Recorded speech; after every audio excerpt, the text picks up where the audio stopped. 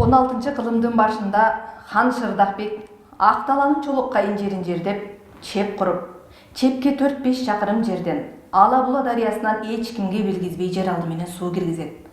Кашкардан бери жети шаарга хан болуп, кайыптан бүткөн боз жоргосу өзүнүн эрдиги менен эли жерин коргоп, бейкуттукта жашап жатканда бир күнү акылсыз эрке суу аялы калмактардын ханын жактырып калып, аларга чепке суу кирген жерин айтып коет. Ошондо Шырдакбек эл кырылганча мен чептен чыгып берейин деп, калмактардын ортосунда боз жоргосун мойнунан кучактап алып, арманын айтып турган жери.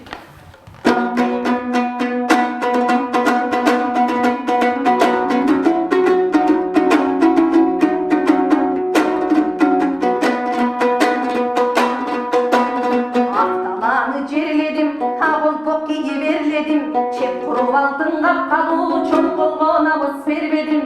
Элдигим күчкө таянып, элимде балкы терледим. Өмүрдөй жалгыз боз жоргонга көзүмдөй үйөр көрбөдүм. Эй жоргон боз жоргон, кайыптан туулган мал элиң, карасам көзгө шаң элиң. Караң сенин турганда, калкыңда туудай бар элиң. Жети шаар Фергана, Кашкардан бери хан элим. Кадырым өтөп баарына да, калкада туткан таң элим. Эй жоргон боз жоргон, кыйырын кесип кыргыздын, такбүрөн алдым жылдыздын. Ар дайым жанып турсун деп, алтындан бөлмө тургуздум. Кырнөгөр кызды дайындап, кызматка көнүм бургуздум. Ак була пакта төшөндү ба, алтындан кесе суңгуздум. Эй жоргон боз жоргон,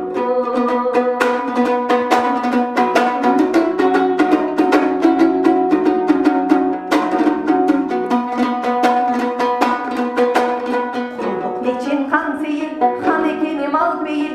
Кас болорум бир беппин, канышам жыгылан жыйын. Кара көздү каш айтты, канты дени жар деймин. Койнумда жаткан